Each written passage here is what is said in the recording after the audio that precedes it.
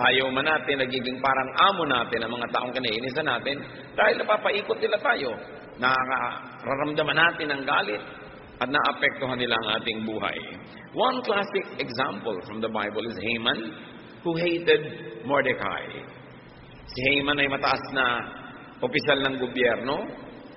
At ito naman si Mordecai ay isang karaniwang taong ayaw niya na magpakumbaba at ayaw niyang magbow dito kay Haman because this Mordecai would bow only to the God of Israel. Mordecai was an Israelite and Haman was a foreigner, and the Israelites were prisoners in this land at this time. So itong Haman na to, ang taas ng ranggo, ang yaman-yaman, makapangyarihan, pero may tinik sa kanyang lalamunan, may bikig sa kanyang buhay, at ito ay ang pagkamuhi niya kay Mordecai. Esther 3:5, when Haman saw that Mordecai would not kneel down or pay him honor, he was enraged. Ang taas-taas ng kalagayan mo sa lipunan, magngangalit ka dahil sa isang taong wala namang posisyon, pero yon ang epekto sa atin ng mga taong ayaw na ayaw natin. Napapababa niya ang ating pagkatao, nagagalit tayo, at kuminsan nagmumukha tayong mga katawa-tawa. You become a satellite of the person you hate. When you hate someone, you don't have your own course. You are just taken here to the left or to the right by people that you hate because they affect you so much. People you hate enter and stay in your consciousness, in your memory. Kung may nakatira sa ating puso, dalawa yon. Mga taong mahal na mahal natin at mga taong muhing-muhi tayo. Pareho silang nandun. Pareho silang laman ng ating isipan at pareho silang lagi nating naaalala. Alaala mo sila lagi. Pag may kinakamuhian ka, may lason sa loob ng utak mo, yung pangalan, yung alaala ng taong yun. Esther 5:11-13, Haman boasted to them, meaning his friends and family, about his vast wealth, his many sons, and all the ways the king had honored him. And that's not all, Haman added. I'm the only person Queen Esther invited to accompany the king to the banquet she gave. But all this gives me no satisfaction as long as I see the Jew Mordecai sitting at the king's gate. Everything was going his way. Inibita pa daw siya ng reyna, siya lang ang kasama ng hari at reynang nagkapunan. Tumataas ang kanyang posisyon, gumaganda ang kalagayan niya sa lipunan, pero sabi niya, nababaliwala lahat, nakikita ko yung Haman na yan, na nakaupo doon. Inis na inis ako sa kanya. So people you hate are spoilers and eclipsers. And this early, I want to challenge you to think of your own Mordecais. May mga tao ba na pag naalala nyo, nakita nyo, nawawala kayo ng gana sa buhay, naiinis kayo, kumukulo ang dugo ninyo, nagngangalit ang inyong mga panga at ngipin, makita nyo lang na nakakalat doon sa inyong dadaanan. They cancel your happiness. People that you hate affect you. Needless to say, with or without their involvement or awareness. Yung mga taong sobra nating kinainisan, wala naman silang ginagawa, hindi sila nagpapagod, pero may epekto sila sa atin. People you hate, anger you.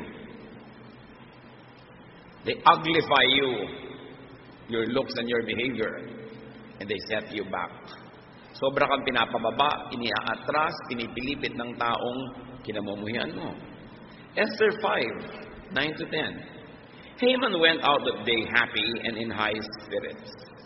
But when he saw Mordecai at the king's gate and observed that he neither rose nor showed fear in his presence, he was filled with rage against Mordecai. Nevertheless, Haman restrained himself and went home. Tulad ng mga iba na nating nakita sa nangyayari kay Haman, ang ganda-ganda ng araw niya, ang saya-saya niya, sobra siyang kinakasihan ng kapalaran, pero nakita niya bigla itong Mordecai, nainis na naman siya, nagalit siya, pero tinimpi ang galit. Sinupil ang nararamdaman, pero kumukulo sa loob ang kanyang damdamin, at umiwas na lang siya at umuwi. Nakakapagod mamuhi. Kung sino man sa atin ang may kinakamuhian dyan, nakakapagod yan. Nakakadrain. Nakakaubos ng lakas. Nakakatanggal ng poise. Sabi nga nila. So, what should you do to people you hate? Or how to get rid of people you hate? Siyempre, pag may tinik ka, dapat mong tanggalin sa iyong lalamunan. Meron po akong kaibigan na tinik. Halos 2 buwan yung tinik na nasa lalamunan niya. Nagpa-opera na siya, sari-sari na ang ginagawa. Hindi matanggal-tanggal si tinik. There was this thorn lodged in his throat. And even despite surgery, it could not be dislodged. It was so inconvenient. Kung minsan merong parang punyal na nakatusok sa inyong puso, mahirap mamuhi. So what do? How do you get rid of people you hate? There's only one way. Forgive them if they had wronged you. It's the only way that works. You can try many ways, even surgery, but the only way is to forgive. Colossians 3:13, bear with each other and forgive whatever grievances you may have against one another. Forgive as the Lord forgave you. Does God give us this advice to forgive for us to become losers? No. God gives us advice to forgive so we will win. Because it's only in forgiveness where you can win. Hindi ka pwedeng manalo na galit ka. Hindi ka pwedeng manalo na namumuhi ka. Ang panalo mo lang, pag nagpatawad ka na, doon ka palang makakawala. The only way that you could get them off, that strongly remembered list. The only way that you could cut or lessen or minimize their negative connection to you, the only way that you could be free of and from them is to forgive them. Proverbs 12:16, a fool shows his annoyance at once, but a prudent man overlooks an insult. Ang mga hangal daw, madaling mainis, at ipinapakita nga ang kanilang pagkayamot. Pero ang mga matatalinong tao, pinapalampas na lang yung mga nakakainis na bagay para hindi na sila maapektuhan pa. So be good, or at least be wise. Forgive. Kung napakabuti mo, magpatawad ka. Pero kung hindi ka mabuti, at least magpakatalino ka, magpatawad ka pa rin kasi ikaw pa rin ang makikinabang. Gusto mong mahalin ang kapwa mo, patawarin mo. Pero kung gusto mong sarili mo lang ang mahalin mo, magpatawad ka pa rin kasi ikaw pa rin ang makikinabang pag nagpatawad ka. What to do with people you hate? Forget them. Isaiah 43:18, forget the former things. Do not dwell on the past. Yung nagpapatawad lang ang nakakalimot. Habang hindi mo pinapatawad ang isang tao, hindi mo siya malilimutan. So kawawa ka naman. But you don't forget whatever or whoever you feel strongly about. So what do? I remember the boy, but I don't remember the feeling anymore. Ganon. I remember the boy, but I don't remember the feelings anymore. Pag naaalala mo lang, pero hindi ka nagalit. No? Forget the feelings. It's impossible to forget people unless you have an amnesia.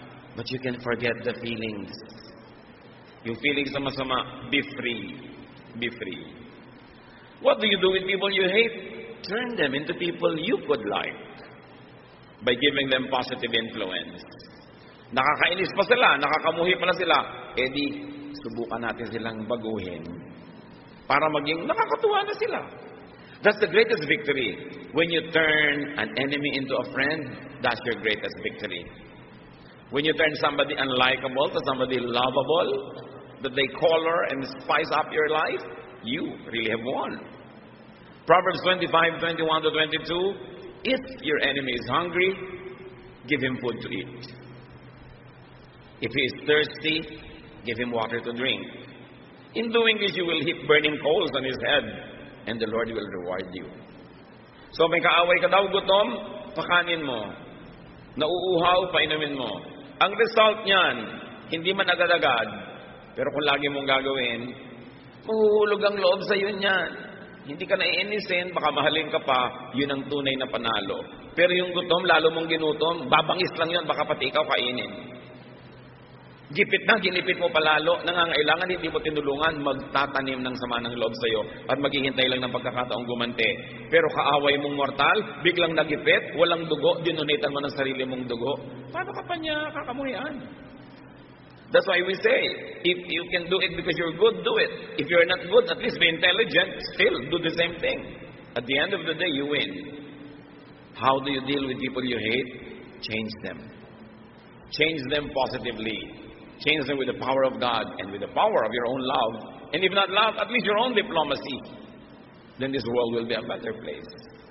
Turn them into people you could like by changing your mind about them. They are not likable, all right? Why don't you change your mind about them and you teach yourself to like them? To teach yourself to find things that you could like. It's your perception. And your perception gives you your feelings. So it's up to you. What do you do with people you don't like? Turn them into people that you could like by doing something good to them. People have spirits. We have souls. We react to good things being done to us. Proverbs 20:22. Do not say, I'll pay you back for this wrong. Wait for the Lord, and He will deliver you. Huwag gumanti sa masama. Huwag gantihan ng masama ang masama. Dahil gagantihan ka niya uli ng mas masama, and you will never get out of this cycle. But break the cycle of evil will, of bad relationship with something good. And then you start something good going. You cannot change them. Change yourself. It's a lot easier. How can you change the world? That's too hard. But you can change yourself with God's help. How can you change people you don't like? That's probably impossible. But you can change your attitude towards them. When you do good to people, you begin to dislike them less and less. Try it. When you do good to people, you begin to even like them. That's why the prescription of the Lord is, gumawa ka ng mabuti sa hindi gumagawa ng mabuti sa iyo. Malaki ang pagkakataon sila yung magbago at bumuti sa iyo. At kung di man sila magbago, sa paggawa mo ng mabuti sa kanila, ikaw ang mababago. Magsisimula ka magkaroon ng simpatya, magkakaroon ka ng amor, magkakaroon ka ng malasakit, hanggang mamahal mo na yung tao. Doing good to others changes them, but more than that, it changes you. If there is somebody you dislike, do good to them, and you will notice that you begin to like them more and more. And then change happens. Matthew 5:43-44. You have heard that it was said, love your neighbor and hate your enemy. But I tell you, love your enemies and pray for those who persecute you. Sa palagay nyo, kaya ginagawa ni Jesus ang payo na to para tayo ipatalo? Of course not. Binibigyan niya tayo ng ganitong payo para tayo papanalunin. And in the game of life, only love wins. Hatred always loses. You might be able to do violent things against people you hate, but at the end of the day, you're still a loser. You will be filled with guilt. You will have more enemies. You will have less friends. Your world will become smaller. So doing good is good for them and for you. Luke 6:32-36. If you love those who love you, Jesus says, what credit is that to you? Even sinners love those who love them. And if you do good to those who are good to you, what credit is that to you? Even sinners do that. And if you lend to those from whom you expect repayment, what credit is that to you? Even sinners lend to sinners, expecting to be repaid in full. But love your enemies. Do good to them and lend to them without expecting to get anything back. Then your reward will be great. And you will be sons of the Most High. Because He is kind to the ungrateful and wicked. Be merciful, just as your Father is merciful. Galing talaga ni Lord. Sabi ni Jesus, kung minamahal mo lang yung nagmamahal naman sa'yo, ano naman ang points na kinita mo doon? Natural lang yun. Kahit masasamang tao, mahal yung nagmamahal sa kanila. Kung gagawa ka ng mabuti, doon lang sa gumagawa ng mabuti sa'yo, hindi nakakaiba yun. Kahit sino dyan mga pusakal na kriminal, mabuti rin sa mabuti sa kanila. Magpapautang ka doon sa inaasahan mo lang ng makababayad, walang kwenta yun. Kasi wala ka namang ginawang mabuti. Pero kung nagpautang ka doon sa parang hindi makakabayad at hindi ka nababayaran pa, sabi yun, doon ka may point. Minahal mo yung hindi dapat mahalin, tinulungan mo yung hindi matulungin, yan ang nakaka-impress sa Diyos. At ang Diyos mismo ang magbibigay sa iyo ng gantimpala. Reward. What reward will God give to those who do good? We don't know exactly, but one great reward is peace of mind. Because when you do good, you have peace of mind. When you do evil, you may try to delude yourself into thinking that it's fine, but you will still feel guilty. Why? Because the Spirit of God lives in you. Pag gumawa tayo ng hindi maganda, meron tayong nararamdamang hindi maganda sa kalooban natin. At yung tinig na yun ang dapat nating pakinggan. Hindi tayo dapat magbingi-bingihan sa ating budhi. Kaya ang isang pinakamalaking gantimpala ng gumagawa ng mabuti, kahit hindi ka pagawa ng mabuti, hindi ka suklihan ng mabuti ng kapwa-tao, masarap ang pakiramdam. Maluwag sa loob. Ayaw mo pa bang premyo yun? Pero hindi lang siguro yun. Marami pang iba. Nakatali ka sa inuutangan mo. Pero higit doon, nakatali ka sa pinautang mo. Di ba? May utang ka, matino kang tao, hindi mo malimut-limutan yung inutangan mo hanggang hindi mo nababayaran. Pero may utang ka, hindi ka matino, pwede mong malimutan yon. Maraming ganon. Pero, may pinautang ka, matino ka't hindi, malilimutan mo ba yon? Tandang-tanda mo ang iyong mga pautang, di ba? Ngayon, may pautang ka sa tao, may utang sa sayo, meron siyang ginawang masama, hindi pa siya nagbabayad, malilimutan mo ba siya? E di nakatali ka sa kanya. May ginawa siyang mali sa'yo, hindi ka nakakaganti, e di hindi mo siya malilimot, nakatali ka. This is what I mean. You are bound to people that owe you things. And the only way that you can be free from them is to cut off that remembrance by forgiving them. As long as you want to collect, as long as you want to get even, you will never forget. And then you will never be free. Nakatali ka sa inaantayan mo ng bayad. Kahit siya, hindi na niya kinikilala yung tali na yun na nagko-connecto sa'yo, ikaw nakatali pa rin. And you cannot even move on. How to get rid of people you hate? Don't get rid of them. Don't get rid of people you hate. Get rid of your hatred. Because you can never get rid of people. They will always be there. And even if you got rid of 1 or 100, there will still be 1 million others that will irritate you and annoy you and make you miserable. So the only way for you to change everything is to change your perception. The change must happen within you because you cannot change the planet. Mas madali na baguhin ang pag-iisip. Mas madali na baguhin ang ating kalooban. Ang problema, pag namumuhi ka, ay hindi yung kinakamuhian. Ang problema ay nasa iyo. Nasa loob mo. At yun ang gustong latasin ng Panginoon. The Lord Jesus Christ is so wise as to prescribe the ultimate solution, and that is for you to change your heart. Not for you to try to change people around you, but for you to change the way you treat them, the way you deal with them, the way they affect you. Love or hatred binds you to its object. Pag mahal na mahal mo isang tao, nakatali ka. Hindi ka mapakali pag hindi mo nakikita, hinahanap-hanap mo, bibiling-biling ka sa higaan mo, pagka wala sa tabi mo, itong mahal mo na ito, hindi ka magkaroon ng katahimikan. Sa Song of Songs, chapter 3, verse 1, all night long my bed and I look for the one my heart loves. All night long on my bed, brother, I look for the one my heart loves. I look for him, but did not find him. Can you imagine yung inip na inip ka, sabik na sabik, naghahanap, tas wala? Nakatali ka sa mahal mo. Pero nakatali ka rin sa kinakamuhian mo. Proverbs 10:12, hatred stirs up dissension. And look at this Mordecai. Whenever he looks at him, look at this Haman, whenever he sees Mordecai, nawawala ang saya niya. Nakatali siya. Gusto niyo ba yun? Gusto niyo ba na tuwing nakikita niyo itong nangutang sa inyo, kumukulo ang dugo niyo, hindi na nga kayo mabayaran minsan, tapos tuwing kumukulo ang dugo niyo, lumalaki ang utang niya sa inyo, lalong lumalaki ang sisingilin niyo, lalo kayo nalulugi. If you want to be free, do not love or do not hate. Just forget the feelings. But then, God wants us to love. And God wants us to be loved back. So cancel the do not love. Just think of the do not hate. Be free. Masarap naman na nakagapos ka rin sa mahal mo at mahal ka rin niya lalo. Masarap naman yun. Pero nakagapos ka sa kinakamuhian mo, hindi yun masarap. Forget the feelings. No need to love them if you don't love them, but just forget the hatred.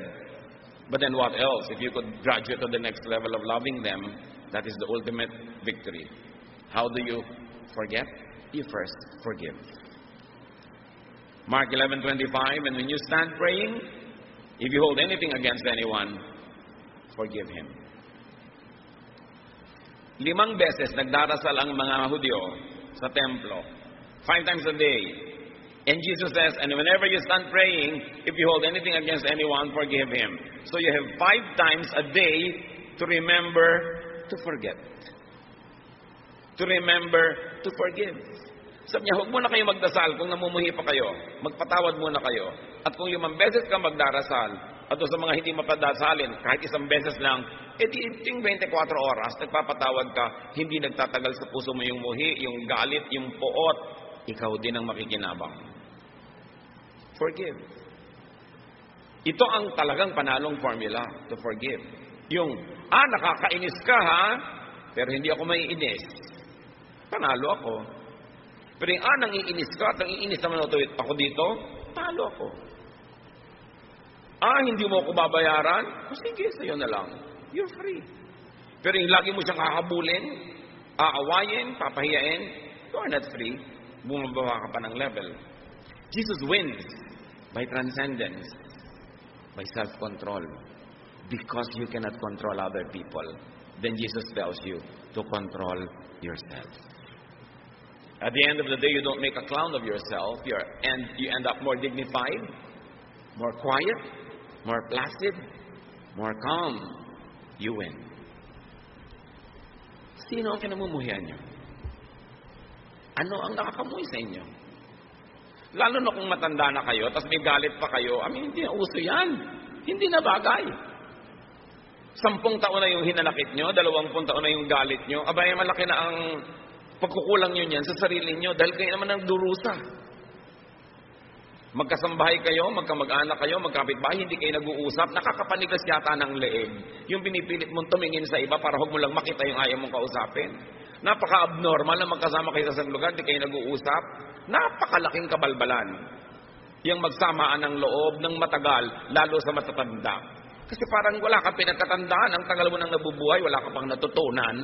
Sayang naman lahat ang kinain mong patola. Sayang lahat ang ininom mong tubig, ganyan ka pa rin. Dapat ang tao magbago. Lalo kung nadidinig ang salita ng Diyos. Dapat tablan. Dapat makinig. Ang pagbabago ng ugali, ang pagbabago ng asal, ang tunay at patunay na kinakasihan ka na nga ng Espiritu ng Diyos. Hebrews 8:12, for I will forgive their wickedness and will remember their sins no more. God is being quoted. Sabi ng Diyos, papatawarin ko na lang lahat ng kasalanan nila at di ko natatandaan pa mga pagkukulang nila. Ito yung sinasabing to forgive is to forget. And to forgive is to move on. Ang talino talaga ng Diyos. Alam niya ang solusyon. Ang mga taong ito, lagi na lang nagkakasala. Alangan naman ako lagi mainis. Lagi na lang silang nagkukulang. Alangan naman lagi kumulo ang dugo ko. So ang gagawin ko, papatawarin ko sila. Bakit hindi nyo magawa sa iba? Alangan man din, lagi na lang kayo mainis. Lagi na lang kayong makonsumi. Patawarin nyo rin. Forgiving people is the greatest revenge.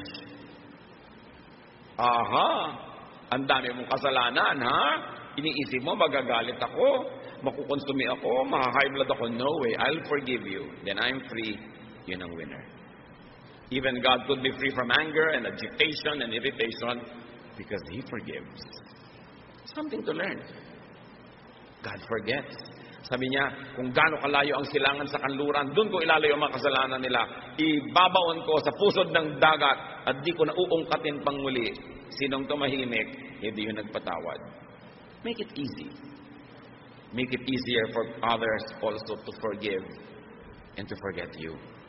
Mga kapatid, hindi lang yung puso natin ang pinag-uusapan dito na magpatawad dahil siguradong marami rin tayong pagkukulang sa iba.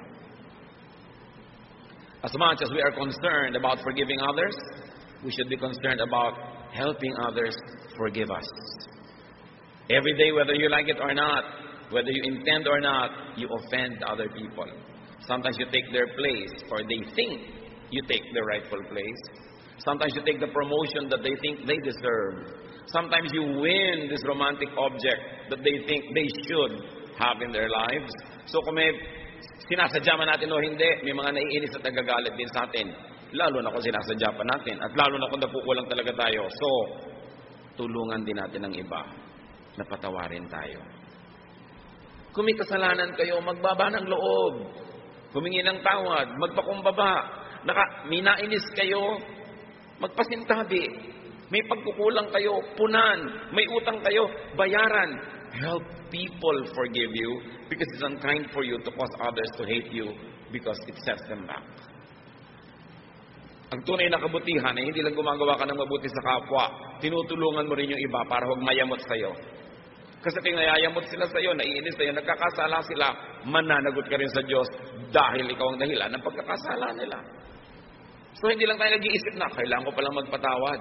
Dapat din natin isipin, paano ko kaya tutulungan yung mga tao sa paligid na patawarin din ako?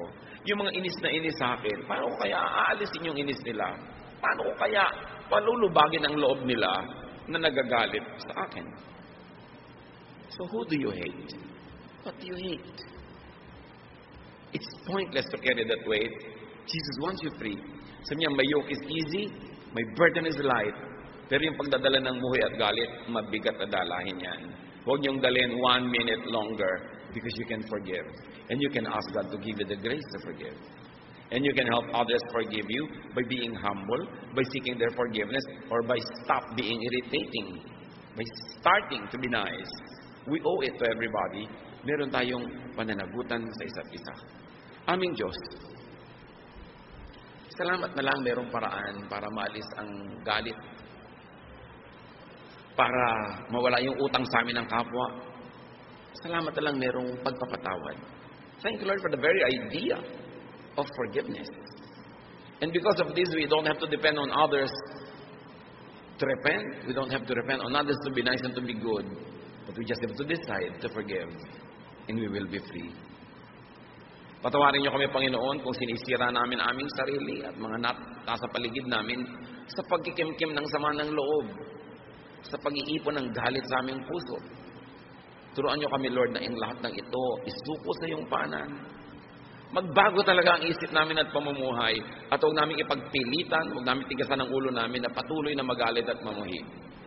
Lumalabas lang ang pangit sa pagkatao namin kung kami nagagalit. Kaya turuan niyo kami, Lord. Teach us to contain ourselves, to control ourselves, to put ourselves under the control of your Spirit. Pagbulay-bulayan natin ang mga mensaheng ito, mga kapatid. Let us ponder these things. Let's think about people we probably dislike very much or just dislike mildly, but dislike nevertheless. Let us think of people we probably hate. And right now, don't wait any minute longer. Forgive them. Because by forgiving them, you also seek the forgiveness of God for yourself. And then you set yourself free. Isipin din natin kung meron tayong dapat lapitan, hinga ng tawad.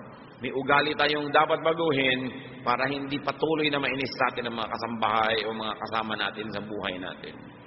Lord, in silence, may you continue to give us insights. Finish this message. Bring it to the level of fruition that we will become better persons, that we will become kinder, nicer, sweeter to be around.